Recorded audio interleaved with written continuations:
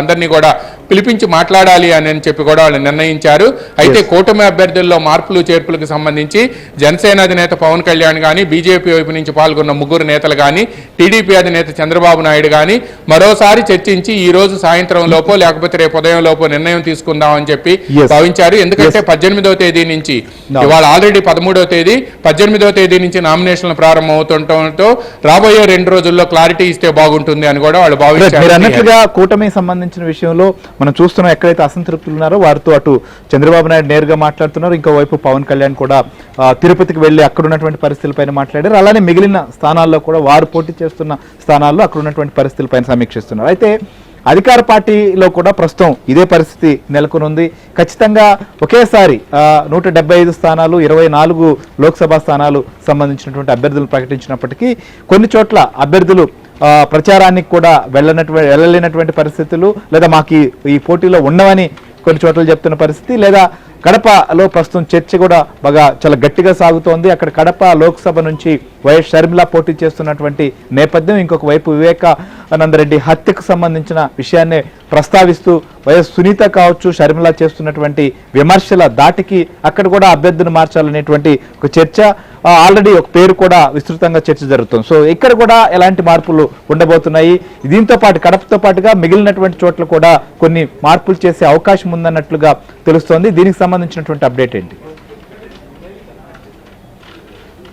శ్రీహరి, అధికార పార్టీ వైపు నుంచి కూడా గ్రౌండ్ లెవెల్ రియాలిటీ ఏంటి అనేది బస్సు యాత్ర ద్వారా ముఖ్యమంత్రి జగన్కి తెలిసింది.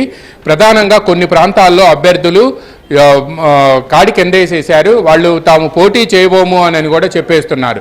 పైగా మరికొంతమంది ఇప్పుడు మనం మొన్న ప్రకాశం జిల్లాలో చూసాం. ప్రకాశం జిల్లాలో అయితే కందుకూరు బస్సు యాత్ర వచ్చినప్పుడు అక్కడ ఉన్న సిట్టింగ్ ఎమ్మెల్యే మహీధర్ రెడ్డి ముఖం చాటేశారు.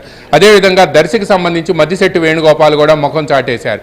అంటే ఇటువంటి పరిస్థితి ground level reality Tadepalli palace దాటి బయటికి వెళ్ళి బస్సులో తిరుగుతున్నప్పుడు గ్రౌండ్ లెవెల్ రియాలిటీ ఏంటి అనేది జగన్కి తెలిసి వచ్చింది. పైగా చెల్లెళ్ళు ఇద్దరూ కూడా షర్మిలారెడ్డి కానీ లేకపోతే సునీతారెడ్డి కానీ వీళ్ళిద్దరూ కడప లోక్సభ స్థానంలో గత 5 రోజుల నుంచి చేస్తున్న ప్రచారం మాత్రం వైఎస్ఆర్ కాంగ్రెస్ పార్టీని పూర్తిగా ఎన్నికలకు ముందు మోరల్గా కానీ పొలిటికల్గా కానీ కంప్లీట్గా డిఫెన్స్లో పడేసింది అనేది కూడా స్పష్టంగా రాజకీయ వర్గాల్లో ప్రచారం జరుగుతుంది.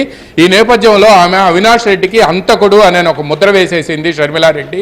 ఈ నేపథ్యంలోనే అవినాష్ రెడ్డి బదులు అభిషేక్ రెడ్డిని తీసుకొస్తారు అని చెప్పి కూడా ప్రచారం జరుగుతుంది.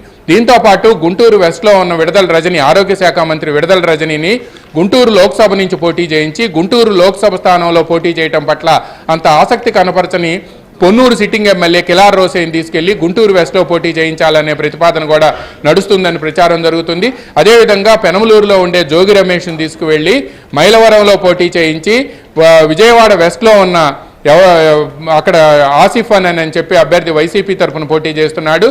అతన్ని మార్చి ఇటీవల జనసేనకు రాజీనామా చేసి వైఎస్ఆర్ కాంగ్రెస్ పార్టీలో చేరిన పోతిన మహేష్ను పోటీ చేయిస్తారు అని కూడా పెద్ద ఎత్తున ప్రచారం జరుగుతుంది. ఇలా పలు ప్రాంతాల్లో కూడా మైలవరం అభ్యర్థిని మారుస్తారు అని, అంటే మైలవరంలో జోగి రమేష్ను తీసుకువెళ్ళి ఇక్కడ పెనమలూరుకి కూడా మరో అభ్యర్థిని తీసుకువస్తే బీసీ వర్గాల నుంచి మరో అభ్యర్థిని తీసుకువచ్చి ముద్రబోయిన వెంకటేశ్వరరావుని తీసుకొచ్చి పోటీ చేయిస్తారని కూడా సోషల్ మీడియాలో